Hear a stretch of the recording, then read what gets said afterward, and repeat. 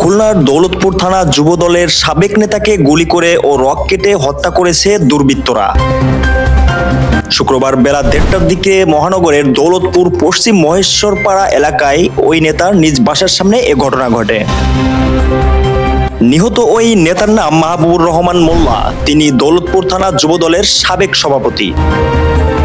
গত 18ই ফেব্রুয়ারি খুলনা প্রকৌশল ও প্রযুক্তি বিশ্ববিদ্যালয়ে কুয়েট ছাত্র রাজনীতি বন্ধের বিষয় ঘিরে দফায় দফায় সংঘর্ষ ও পাল্টাপাল্টি ধাওয়ায় ঘটনায় শতাধিক মানুষ আহত হয়।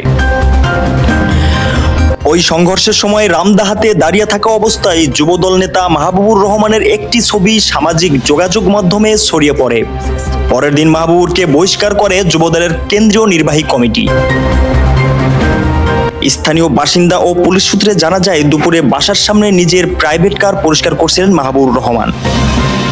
এ সময় একটি মোটরসাইকেলে 3 জন দুর্বৃত্ত এসে মাহবুবুরকে গুলি এবং পায়ের রক কেটে হত্যা করে। মোটরসাইকেলে একজন হেলমেট পরা থাকলেও অপরজনের মাথায় হেলমেট ছিল না। বাসিন্দারা গুরুতর আহত অবস্থায় মাহবুবুরকে উদ্ধার করে খুলনা মেডিকেল কলেজ হাসপাতালে নিয়ে যান। এ সময় কর্তব্যরত চিকিৎসক তাকে মৃত বলে ঘোষণা করেন। খুলনা মহানগর পুলিশের কেএমপি উপকমিশনার উত্তর মোহাম্মদ তাজুল ইসলাম দেশ নিউজ 24-কে বলেন, মোটরসাইকেলে আসা 3 জনের হাতেই আগ্নেয়াস্ত্র ছিল। তারা মাহবুবুর রহমানের উপর এলোপাতাড়ি গুলি করেন। আমরা ঘটনাস্থল থেকে 5টি গুলির খোসা পেয়েছি। তার মাথা ও শরীরের বিভিন্ন অংশে গুলি লাগে। এরপর মৃত্যু নিশ্চিত করার জন্য রগও কেটে দেওয়া হয়েছে। তাজুল ইসলাম আরো বলেন, এলাকার আধিপত্য বিস্তারকে কেন্দ্র করে হত্যাকাণ্ড ঘটেছে বলে আমরা প্রাথমিকভাবে মনে করছি।